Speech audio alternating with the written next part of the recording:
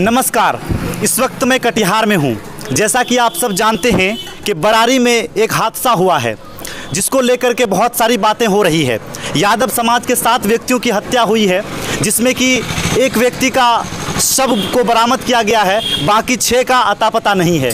हमसे बातचीत करने के लिए आज भोजपुरी के बड़े स्टार संतोष रेणु यादव जी हैं। उनसे हम बात करेंगे और जानना ये चाहेंगे कि बिहार में इस तरह की घटनाएं घटती रहती है, अपराधियों पर कैसे लगाम लगाया जा सकता है। उसने ये 7 हत्या किया है। और मैं आपको बता दूं, ये आरएसएस के तमाम दलाल चाटुकारे कहां चला गया, किस मां के जाकर के छेद में घुस गया। मैं पूछना चाहता हूं आरएसएस वालों से, मैं पूछना चाहता हूं ये कौन कौन सेना है, कहां चले गए। तुम भागलपुर तो पहुंच गए थे ना, भागलपुर पहुंच गए थे उस घटना को हिंदू मुस्लिम रंग देने के लिए, सांप्रदायिक रंग देने के लिए। हैं, कहां चले गए। तुम लोग को सांप सूंघ गया क्या हैं, या तुम्हारी मां अपने बिल में छुपा ली तुमको। मैं पूछना चाहता हूं इन लोगों से। तो कार्य तो होगा साहेब, कार्य होगा। आखिर का नाम ही होता है कार्य करने से। मोहन ठाकुर को आप जानते हैं? कौन है, चुट्टी है वो। मारेंगे साले को तो फेफड़ा फेंक देगा उसको। क्या उसकी हैसियत है हैं? मोहन नाम है श्री कृष्ण का, उस साला श्री कृष्ण के नाम को बदनाम कर रहा है वो हैं। यादव का ताकत को यूज कर रहा है वो। जिस प्रकार से उसका नाम श्री कृष्ण के वजह से रखाया है, उसी प्रकार से उसके जो कार्य है उसमें भी जो ताकत लगती है वो यादवों की ताकत होती है। और मैं तमाम उन यादवों से मैं पूछना चाहता हूं, क्या अपनी बेटी बहुओं को चेहरा दिखाओगे हैं? कुल्हाड़ी का बेत बन करके अपने ही कुल खानदान को काटने की ओर चले हो। कहां अपनी बेटी और अपने बेटे की शादी करोगे? मैं पूछना चाहता हूं, क्या तुम्हारी बेटी उसी मोहन ठाकुर के यहां ब्याही जाएगी? बताओ, क्या उसी को अपना दामाद बनाओगे?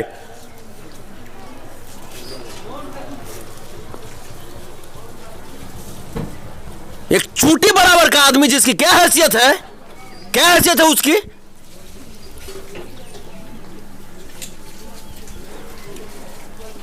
रगड़ेंगे तो उसका पचौनी भी पता चलेगा है? अब वो आदमी अहिर के साथ साथ को अहिर के काटेगा, बैकवर्ड SC ST अल्पसंख्यक को दबाएगा वो है? 1990 में जो लालू प्रसाद यादव जी ने लड़ाई लड़ी थी, वो लड़ाई फिर से अब धरती पे उतरेगा।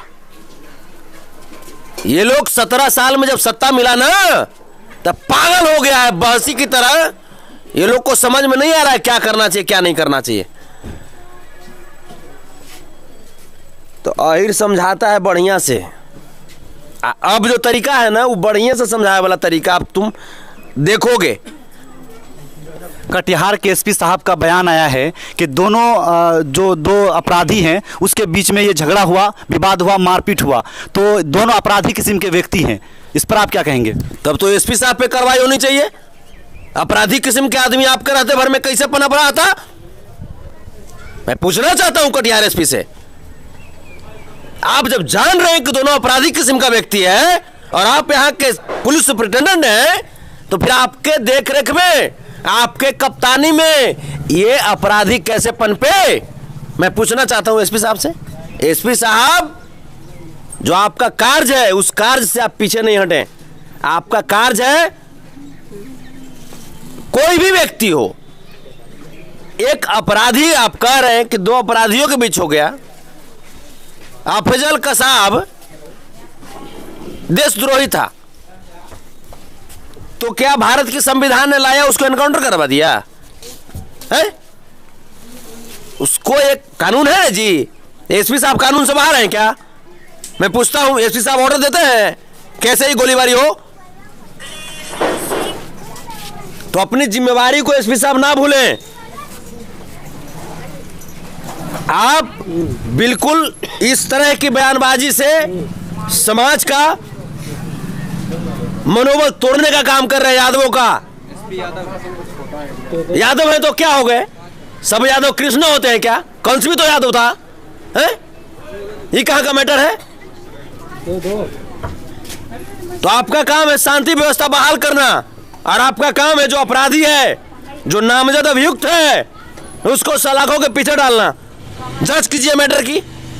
अभी तक क्यों नहीं पीछे गया उस सलाखों के पीछे? क्या है वो? कोई मंत्री है क्या?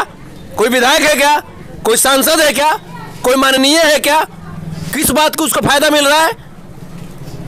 मैं एसपी साहब से पूछना चाह रहा हूं, कहीं ये पैसा पर तो नहीं बिक गए हैं? इनका जमीर तो नहीं बिक गया है? बताइए, ये क्या सिस्टम है? ये संतोष रेणु यादव हैं, अपनी बात बहुत ही बेबाकी से रखते हैं। संतोष जी, मैं आपसे एक और सवाल करना चाहूँगा और जानना ये चाहूँगा कि पूरे बिहार में आपको नहीं लगता है कि जात पात की राजनीति होती है? जात पात की राजनीति पिछले 17 साल में तो हो ही रही थी। पिछले 17 साल में जिस प्रकार से बैकवर्ड SC ST OBC अल्पसंख्यक समाज के लोगों को जिस प्रकार से टारगेट किया गया, जिस प्रकार, हम तो घूमते रहते हैं, पूरा देश घूमते हैं हम। आप चले जाइए ना, शिवहर में सुबोध राय की हत्या हुई। हत्यारे कौन थे? कौन थे हत्यारे? गिरफ्तार किनको किया गया लास्ट में? हैं? शिवहर में ही 2 सगे महादलित समाज के भाइयों को एक साथ मार दिया। हत्यारे कौन थे? गया बागपुर में नीलम यादव को गैंग रेप करके तेजाब छिड़क करके मार दिया 15 साल की बच्ची को। ये सब मैं बता रहा हूं। पिछले 17 साल की जो सरकार थी, RSS समर्थित जो भाजपा की सरकार थी यहां पे, उसके शासनकाल की मैं बात बता रहा हूं आपको। आप चले जाइए चंद्रमा यादव सलथुआ कैमूर में, विजेंद्र यादव कराहगर रोहतास में, आप चले जाइए मधुबन मोतिहारी में विश्वनाथ यादव, आप चले जाइए बेतिया मझौलिया के आसपास में दिनेश्वर यादव। कितना काम नाम गिना है, लिस्ट भर जाएगा। इतना क्राइम हुआ है। बिल्कित मानव आप से भुला गए? ये लोग हिंदू मुस्लिम और SC ST OBC करके ये सब सिर्फ और सिर्फ अपनी रोटी सेकना चाहता है। और इसमें मैं खोल करके मैं बोल देना चाहता हूं कि जो भी लोग इसका संरक्षण देगा, उसके साथ भी वही अंजाम किया जाएगा जो होना चाहिए। उसका भी हम लोग इंतजाम कर रहे हैं। संतोष जी, बिहार में अपराधी का तांडव हो रहा है। हर व्यक्ति कहीं ना कहीं परेशान है। जो दबंग लोग होते हैं, ज़मीन जोतते हैं, उस पर कब्जा कर लेते हैं, उसको डराते धमकाते हैं, बहू बेटी के साथ गलत करते हैं। तो कैसे इस पर आखिर कैसे कंट्रोल किया जा सकता है? ये लोग सरकार को बदनाम करने का पूरी तरीके से प्रयत्न कर रहे हैं। ये लोग चाह रहे हैं कि लालू प्रसाद यादव की सिद्धांत वाली सरकार जो बनी है, माननीय श्री नीतीश कुमार जी के नेतृत्व में महागठबंधन की सरकार, माननीय श्री तेजस्वी प्रसाद यादव जी के नेतृत्व में, माननीय श्री तेज प्रताप यादव जी के नेतृत्व में इस सरकार को कैसे बदनाम करें। ये लोग चाह रहा है कि यादवों का कत्ल करेंगे, OBC का कत्ल करेंगे, SC ST का कत्ल करेंगे, माइनॉरिटीज का कत्ल करेंगे। तो ये लोग लालू यादव जी से, तेजस्वी यादव जी से, नीतीश कुमार जी से विमुख हो जाएंगे। तो ये तो सोचने की बात है ना। अब यहाँ पे सरकार को एक्शन लेने की जरूरत है कि इन राक्षसों का वध करना होगा, वरना ये आपके ऊपर जो अस्तित्व का, आपके अस्तित्व पे जो धब्बा लगा है, आपके दामन पे जो धब्बा लगा है, वो धब्बा विकराल रूप लेगा और न घर के रहिएगा न घाट के रहिएगा। ये नौबत आ गई है, सरकार को एक्शन लेने की नौबत आ गई है ऐसे ऐसे राक्षसों का वध करने के लिए। देखिए, संतोष रेणु यादव हैं और इस वक्त कटिहार में मौजूद हैं। अभी इनकी पूरी टीम यहाँ पर आई हुई है। परिजन से मिलेंगे, उनसे बातचीत करेंगे और घटना की पूरी जानकारी लेंगे। संतोष रेणु यादव जी, अंतिम सवाल मैं आपसे ये करना चाहूँगा और जानना चाहूँगा कि मतलब क्या मामला क्या है वहाँ पर, कैसे क्या हुआ है, दर्शकों को बताएं। सर, मामला ये जो है कि एक जो मोहना है, मोहन ठाकुर, मोहना बोलिए उसको जी, मोहन श्री कृष्ण को बोला जाता है। दोगलमन के उसको बोलेंगे मोहन, है? उसका बाप के पता है कितना बाप मिला होगा तब पैदा हुआ होगा वो, हीरे के खूर से, पैदाइश से उसका है। हीरे उसकी माँ के साथ प्रेम किया होगा तब पैदा हुआ होगा वो, और अहिरे का ताकत पे वो कूद रहा है, उसकी औकात है, अहिर को टारगेट कर देगा वो है। वो जो है साजिश करके बैकवर्ड का, यही समाज का, SC ST का, अल्पसंख्यक का जमीन हड़पता है, हड़प करके वो अपने आप को जमींदार कहलाता है, और उसके बाद जो लोग उसके इस शोषण के खिलाफ खड़े होते हैं उसको ये जान से मरवा देता है। और इसमें अशोक अग्रवाल है, कोई MLC है, उसका भी बहुत बड़ा हाथ है। तो मैं कहना चाहता हूं अशोक अग्रवाल से कि तुम न सुरक्षित हो जी, तुमको ना 500 अरब का संपत्ति है कि तो पूरा कुले खानदान का संपत्ति है, तो पूरा कुले खानदान सुरक्षित है। अहिर से धरती परती हो गया, सुधर जाओ, वरना अगर हम लोग बिगड़ गए ना तो संभालने वाला कोई नहीं मिलेगा, भागने के लिए जगह नहीं मिलेगा तुम लोगों को।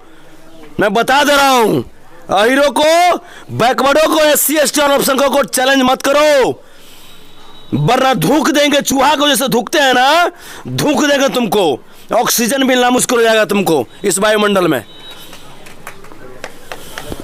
संतोष रेणु यादव हैं और अपनी बात बेबाकी से रख रहे हैं। हमसे बातचीत करने के लिए संतोष जी आपका बहुत बहुत शुक्रिया, और आप यहाँ पर आए, कटिहार में आए, हम अपनी पूरी टीम के जानिब से आपका इस्तकबाल करते हैं, स्वागत करते हैं। बहुत बहुत शुक्रिया, बहुत बहुत धन्यवाद जी। धन्यवाद आपका, और आप जैसे पत्रकारों को धन्यवाद कि आप कम से कम सच को आप दिखा रहे हैं।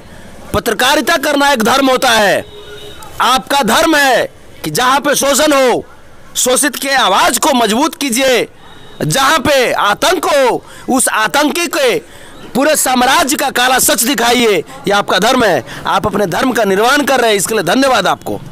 बहुत बहुत शुक्रिया संतोष जी आपका, बहुत बहुत शुक्रिया, बहुत बहुत धन्यवाद हमसे जुड़ने के लिए, हमसे बातचीत करने के लिए। इस वीडियो में आप बने रहिए, आगे इसी तरह के शख्सियत से हम आपकी मुलाकात करेंगे। शुक्रिया।